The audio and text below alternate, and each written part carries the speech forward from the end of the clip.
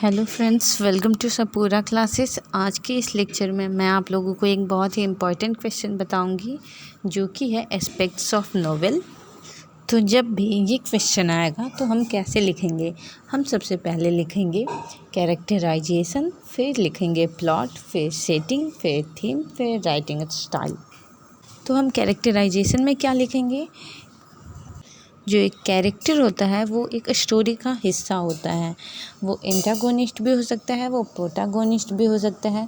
और कैरेक्टर भी कई तरह के होते हैं, जैसे कि round character, flat character, dynamic character, static character. मैं आपको वन बाय वन सारा बतलाऊंगी। जैसे कि जो प्रोटागोनिस्ट होता है वो सेंट्रल कैरेक्टर होता है, वो मेन कैरेक्टर होता है और कह सकते हैं कि लीडिंग कैरेक्टर होता है। जो एंटागोनिस्ट होता है वो इसके जस्ट अपोजिट होता है, वो हम उन्हें विलेन भी कह सकते हैं। वो विलेन ऑफ द स्टोरी होते हैं, नोवेल होते हैं। अब वो कोई कैरेक्टर कैसा है ये हमें कैसे पता चलेगा? हमें ये पता चलेगा या तो उस कैरेक्टर के एक्शन से, या तो उसके सोलिलॉगी से, या फिर कोई और कैरेक्टर उस कैरेक्टर के बारे में क्या कहा है इससे। और जो डायनेमिक कैरेक्टर होता है वो क्या होता है? तो जो डायनेमिक कैरेक्टर होता है वो वैसा कैरेक्टर होता है जो नोवेल के स्टोरी के थ्रू चेंज होते रहता है।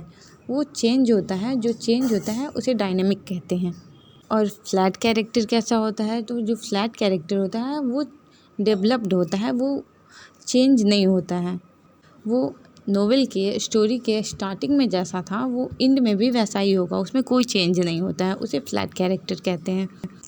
यदि हम प्लॉट की बात करें तो जो प्लॉट होता है उसमें बिगनिंग होता है, मिडिल होता है और एंड होता है। ये सीक्वेंस ऑफ इवेंट्स होता है, एक्शन होता है। प्लॉट यदि आपको डिटेल में पढ़ना है तो मैंने पढ़ाया है, आप ज़रूर पढ़ें। मैंने प्लॉट को बहुत ही अच्छे से पढ़ाया है। इसके बाद मैं सेटिंग का बात कर रही हूँ, क्योंकि मैंने प्लॉट को बहुत ही अच्छे से पढ़ाया है। जो सेटिंग होता है उसमें हम बात करते हैं कि जो प्ले है वो कहाँ पे सेट किया गया है, उस जगह का क्या नाम है। जैसे कि टॉमस हार्डी का most of the play Wessex में सेट हुआ है। वेसेक्स एक फिक्शनल प्लेस है। सेटिंग में हम उस प्लेस का बात करते हैं, टाइम का बात करते हैं कि किस टाइम में प्ले शूट किया जा रहा है, 19th सेंचुरी में, 20th सेंचुरी में। प्ले का टाइमिंग क्या है? तो जो सेटिंग है उसमें हम time, place, weather, social circumstances की बात करते हैं। इसके बाद हम थीम की बात करते हैं। तो हर नोवेल में कुछ ना कुछ, कोई ना कोई थीम होता ही है। थीम वो होता है जो राइटर कन्वे करना चाह रहा है अपने उस वर्क, उस नोवेल, उस राइटिंग के थ्रू।